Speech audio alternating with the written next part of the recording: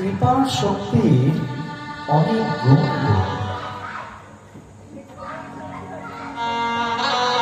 কেউ যদি কিঞ্চিত আপনাকে কৃপা করে, কোন মহৎ, কোন প্রণম্য, কোন সাধু সেই কৃপার গুণে আপনার না হওয়া জিনিসও হয়ে যাবে। এর নাম হচ্ছে কৃপা। এবার যদি বলা হয় কৃপা কাকে বলে, শুধু কাউকে প্রণাম করলাম, সাধু আমাকে আশীর্বাদ দিল, কৃপা হয়ে গেল না। কৃপা কাকে বলে না, করে পাওয়ার নাম হচ্ছে কৃপা।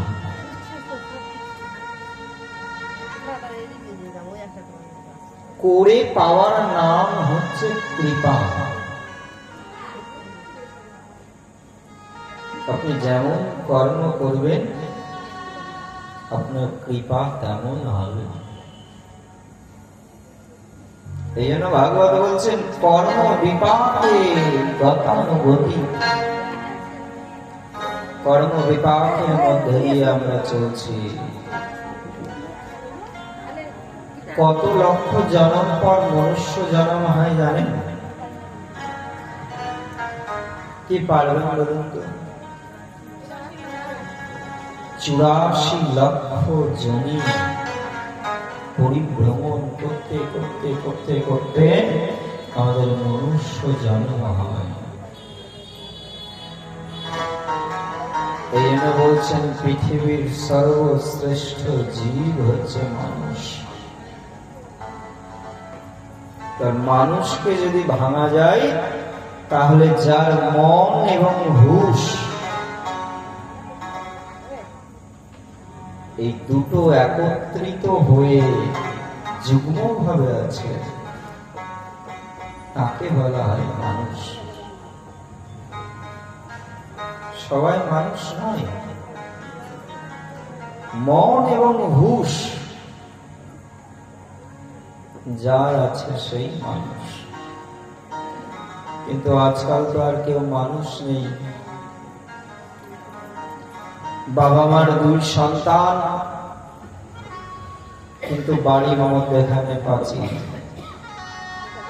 তুই আমার এই দিকে আসবি না, আমি তোর ওই দিকে আসবো না। না,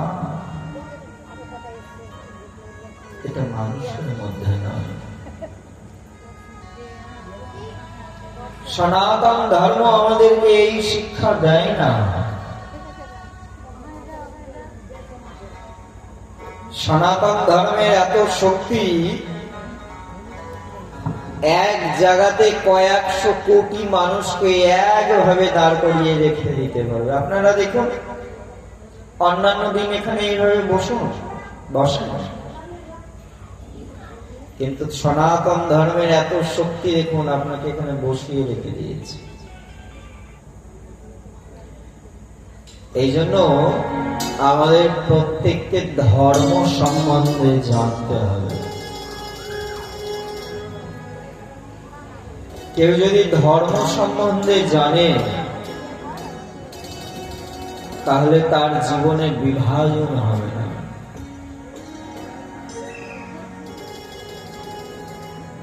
ধর্মকে জানতে হবে। ধর্মে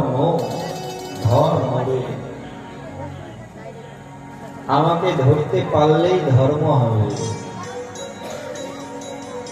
আর যেবা আমাকে ধরতে পারেনি তার অধর্ম হয়ে যাবে। কেমন? ধর্মরে যেবা আমাকে ধরতে পেরেছে তার ধর্ম হলো, যে আমাকে ধরতে পারল না তার ধর্ম হলো না। আরো সহজ ভাবে বুঝাচ্ছি দেখুন। একদিন এত অল্প সময় কত কি বলবো, তাও যতটুকু বেসিক জিনিস প্রত্যেকের মধ্যে একটু থাকা দরকার আমি ততটুকুই বলে যাই। ধরুন আমি এখান থেকে কলকাতা যাব, এখান থেকে যদি আমি কলকাতা যাই গাড়ি নিয়ে যদি যাই, তাহলে আমি কি সবার কাছে শুনতে শুনতে যাব কলকাতা কখন পৌঁছাবো? না।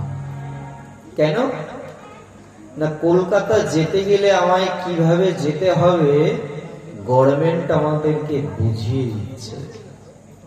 এখান থেকে যাব রথবাড়ি, রথবাড়ি থেকে গাড়ি ছাড়লে আমি যাব ফারাক্কা, ফারাক্কাতে আবার যদি যান তাহলে দেখতে পাবেন আর একটু আগিয়ে গেলে বহরমপুর। সাইনবোর্ড করা থাকে। বহরমপুর গেলে আবার বহরমপুর থেকে আপনাকে সরকার বলছে আপনি আর একটু যদি এগিয়ে যান তাহলে কৃষ্ণনগর, আর একটু এগিয়ে গেলে আপনি কলকাতায় পৌঁছে যাবেন। রাস্তা দিয়ে দেখুন সরকার এত উন্নত মানুষের জন্য ভাবে। রাস্তা দিয়ে গাড়িটা যাচ্ছে, কিন্তু রাস্তার দুই সাইডে দেখুন জেব্রা লাইন করে দিয়েছে। কেন? যাতে গাড়ির প্রবলেম না হয়। রাস্তায় আলোর ব্যবস্থা রয়েছে। রাস্তায় দেখবেন রোডের সাইডে সাইডে রেডিয়েশন লাগানো আছে, না রাত্রেবেলায় জ্বলে না। কেন না, আপনাকে ওটা সিগন্যাল দেয় যে এর বাইরে আপনি নামিয়েন না, এর বাইরে গাড়ির চাকাটা নামিয়েন না, যদি নামার বিপদ হতে পারে। না রাস্তা অতটুকুই, এই জন্য রেডিয়েশন লাগানো আছে, না এইটুকুই রাস্তা, এর বাইরে যে। কিন্তু দেখুন তারপরেও অ্যাক্সিডেন্ট হচ্ছে।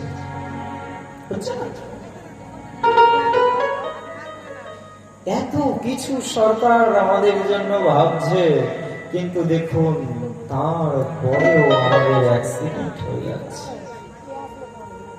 কেন হচ্ছে? কেন ক্ষয়ক্ষতি হচ্ছে? না কেন জানেন? হয় চালক ঘুমিয়ে পড়েছেন, না হলে চালক নেশাগ্রস্ত করে গাড়ি চালিয়েছেন, আর না হলে চালক জোরে গাড়ি চালিয়েছেন, তাই না? এই তিনটে মুখ্য কারণের জন্যই অ্যাক্সিডেন্ট হয়। এক, নেশাগ্রস্ত করে গাড়ি চালানো, দুই, জোরে ড্রাইভ করা, তিন, ঘুমিয়ে পড়া। সরকার এত কিছু করেও অ্যাক্সিডেন্ট বাঁচাতে পারছে না, রোজ মারা যাচ্ছে। এরকম ভগবান সরকার আমাদের ভক্তির সোপান এত করেছেন, তারপরেও মানুষ নরকে চলে যাচ্ছে, ভক্তি পথে আসছে না। কেন না, ওই যে চালকের মতন আমাদের দশা হয়ে গেছে। আমরা ঘুমোচ্ছি, দিবানিশি অন্ধকার মায়া জালে ঘুমোচ্ছি।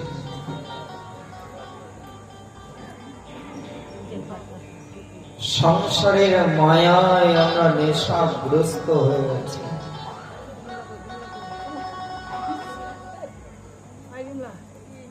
সংসারের মায়ায় নেশাগ্রস্ত হয়ে গেছে। কথা বলে না।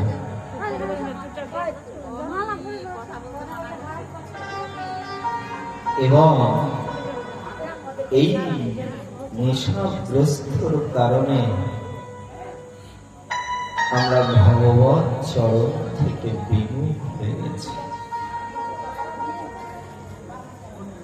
ভগবত চরণ থেকে বিমুখ হয়ে গেছি।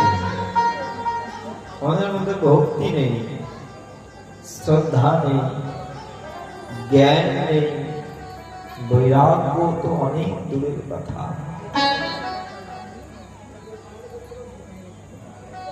এই সমস্ত কলির জীবের দুঃখ দুর্দশা দেখে আজ থেকে 550 বছর আগে নবদ্বীপে অদ্বৈত প্রভু গঙ্গা জল তিল তুলসী নিয়ে রোজ তার শালগ্রাম শিলাকে নিয়ে রোজ ভোরবেলা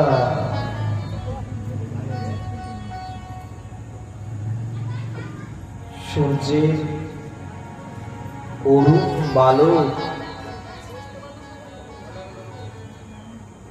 কথা যদি বলেন তাহলে কালকে সকালবেলা দেখবেন যে কেমন পাঠক এনেছেন, কিছুই বুঝলাম না। একটু শোনো মা, ফুলের মালা দিয়ে কি হবে? তো ওইটা করলে আর শুনতে পাবো না। শোনো, এইগুলো পড়বো থাক। মালা গেতে কিছু হবে না, আমার মালাটাই পড়ে যাও। শোনো,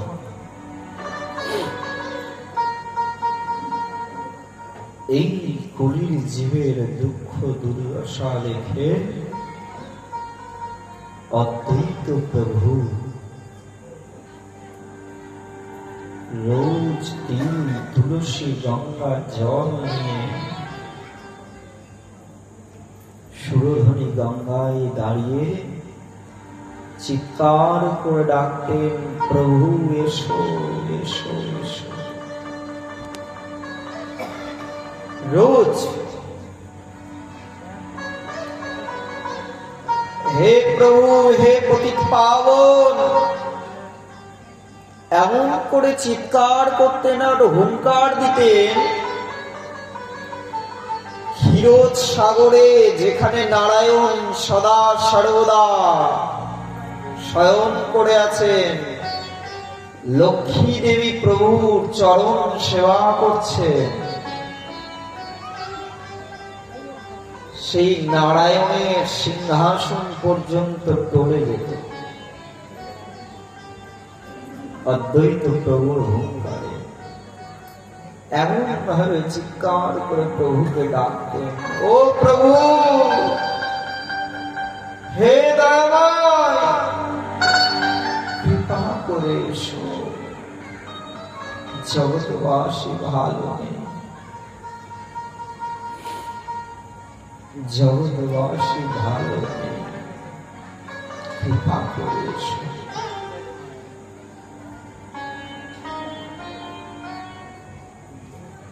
অদ্বৈত প্রভুর হুঙ্কারে চিৎকার ক্রন্দনে মহাপ্রভু গোলকের ভগবান কৃপা করে ভূলোকে এলেন, যার চরণ সেবা করার জন্য 33 কোটি দেবদেবী পর্যন্ত তপস্যায় মগ্ন থাকতেন। সেই ভগবান কৃপা করে নবদ্বীপে অবতীর্ণ হবে নাকি আমার শ্রী চৈতন্য মহাপ্রভু।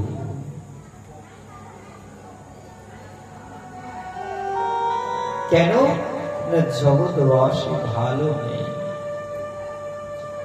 এই মহাপ্রভুর মতন জগৎবাসীর জন্য কেউ ভাবেনি ভক্তগণ।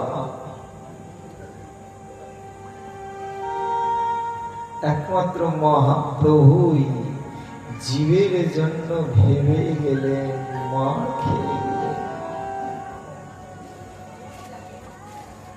জগৎবাসীর কথা চিন্তা করতে করতে গোলকের ভগবান, যাকে মহালক্ষ্মী চরণে তুলসী দিতে পর্যন্ত হাত কাঁপে, আমি একটা তুলসী যদি আমার প্রভুর চরণে দিই, আমার প্রভুর কোমল অঙ্গে যদি ব্যথা লাগে,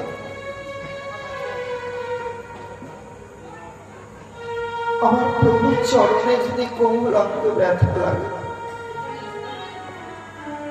এই ভাব নিয়ে মহালক্ষ্মী প্রভুর চরণে তুলসী দেয়। সেই ভগবান কৃপা করে এলেন গোলক থেকে ভূলোকে, না জগৎবাসীকে উদ্ধার করার জন্য।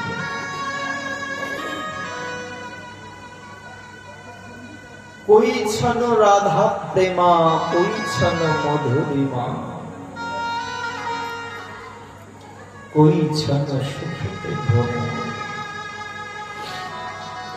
এই তিন বাঞ্ছিত ধন ব্রজে না হইল পূরণ, কি করিব বল নিধি মন। আজকে মহাপ্রভু নিজে নিজের মাথায় হাত দিয়ে বলছে, কি করিব বল নিধি মন।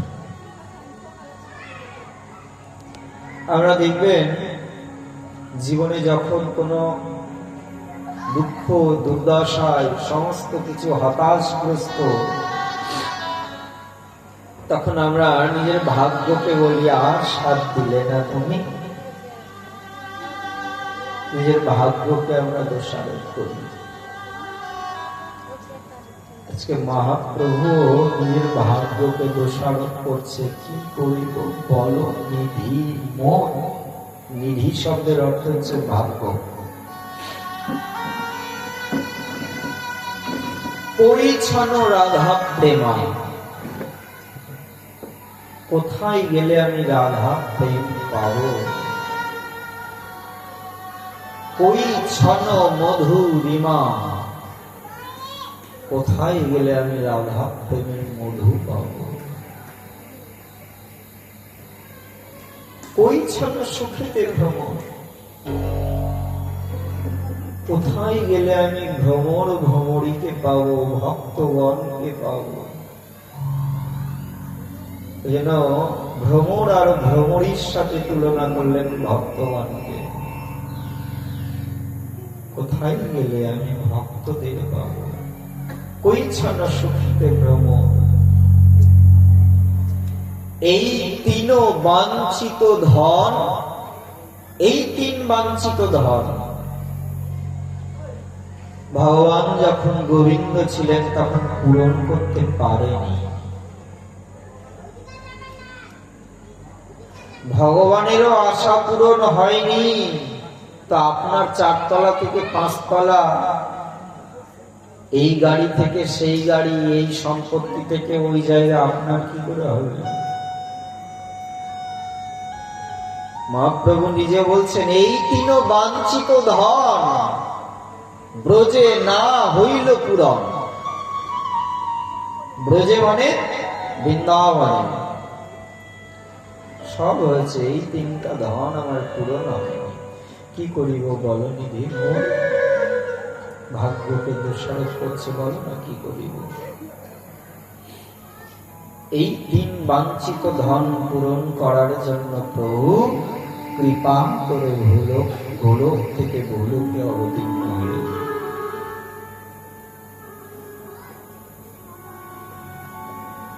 আমরা কেমন জানেন তো, আমরা হচ্ছে আলোকময় জীব। আমরা অন্ধকারে থাকতে পারবো না। এইখানে যদি সমস্ত আলোকে বন্ধ করে দেওয়া হয়, আর আমি যদি এইভাবে প্রভুর কথা মাইক ছাড়া বলি, আপনারা থাকবেন? কেউ থাকবেন।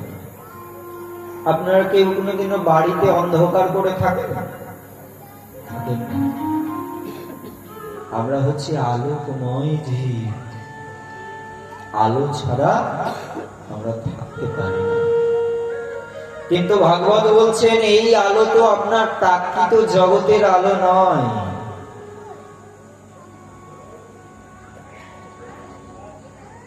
এই আলোটা আপনার প্রাকৃত জগতের আলো নয়।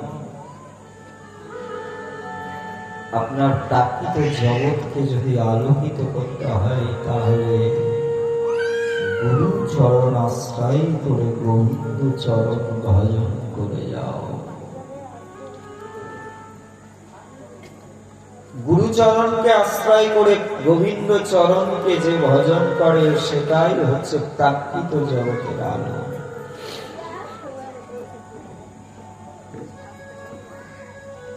একটা কথা চিন্তা করে দেখুন তো, একটা জিনিস ভাবুন। আমি সবাইকে বলি, যারাই আমার কাছে আসে আমি সবাইকে বলি, যখনই কেউ বলে যে আমি ভালো নেই, আমি তখনই বলি নিজের মৃত্যুর চিন্তা করা।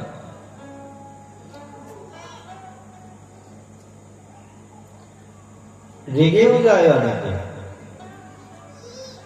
কেউ যদি আমার কাছে এসে দুঃখ করে বলে যে মহারাজজি, পাঠকজি, বাবা আমি ভালো নেই, আর আমি যদি বলি তোর মৃত্যুর চিন্তা কত, রাখবে না? আগে শোন, এইটাই দরকার। ভালো যদি থাকতে হয় তাহলে প্রত্যেকের মৃত্যুর চিন্তা করতে হবে, তবেই ভালো থাকতে পারবে। এরকম কেন বললাম এখনই বুঝতে পারবেন না। একমাত্র মৃত্যুই জীবনের চিরন্তন সত্য। জন্মালে মরিতে হবে, অমরকে কথা কবে। যারই জন্ম আছে তারই মৃত্যু আছে।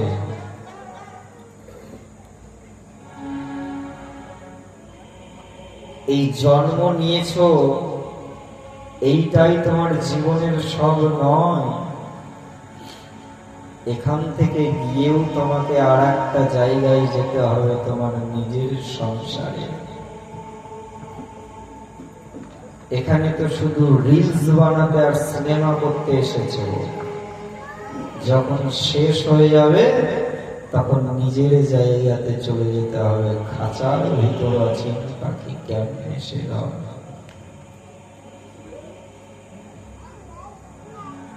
এখানে শুধুমাত্র আমরা কিছু সময়, কিছু দিনের জন্য এসেছি।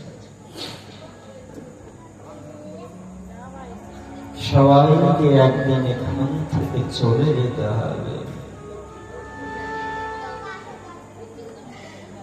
আপনারা এখানে থাকলে গভর্নমেন্টকে খাজনা দেন না, ট্যাক্স দেন না?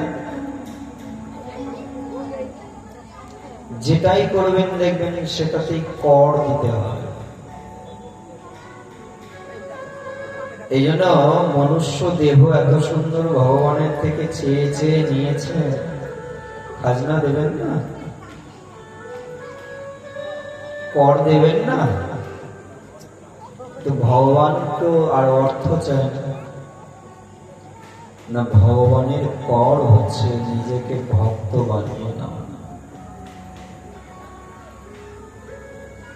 যেন প্রভুর সেবায় আমি জনম জনম লাগতে পারি। নিতাই গৌর হরি বল।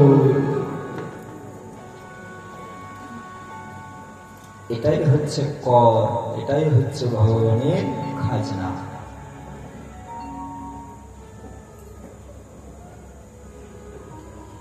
এই কর প্রত্যেককেই প্রভুকে দিতে হবে। যে কর দিতে পারবে সে উদ্ধার হয়ে যাবে, আর যে দিতে পারল না, আমার 84 লক্ষ বেড়া জালের মধ্যে করতে হবে। জন্ম মানেই ভক্তগণ জীবনের খুব কঠিন দুঃখ দুর্দশা। যার প্রাণ আছে না তারই যন্ত্রণা আছে। আমরা মানুষ আমাদের কম, জীবজন্তুদের কথা চিন্তা করে দেখুন তো, সবাই 84 লক্ষ ঘূর্ণি পাকে ঘুরছিল। একমাত্র মানুষই এই মনুষ্য দেহ পাওয়ার পর আর দেহ হয় না, আর দেহ ধারণ করতে হয় না। তো এইটা কখন হবে? না যখন ভগবত চরণে নিজেকে অভিমুখ করতে পারবে, যখন গোবিন্দ চরণে নিজেকে সঁপে দিতে পারবো আমরা, হা গোবিন্দ আমি তোমার হলাম বলে, একমাত্র তখনই আমাদের ৮৪ লক্ষ জমি পরিভ্রমণ সমাপ্তি হবে।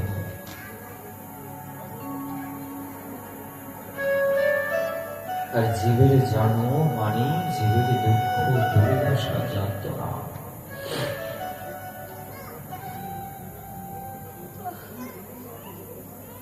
সবাইকে একদিন গন্তব্যে যেতে হবে। আপনার জীবনের একটা দিন চলে গেল মানে আপনি মৃত্যুর একটা দিন এগিয়ে গেলেন।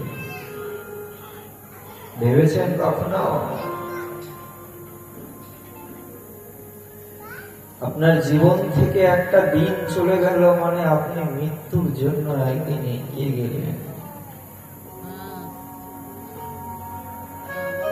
আমাদের বয়স বাড়ে না গো, বয়স কমে।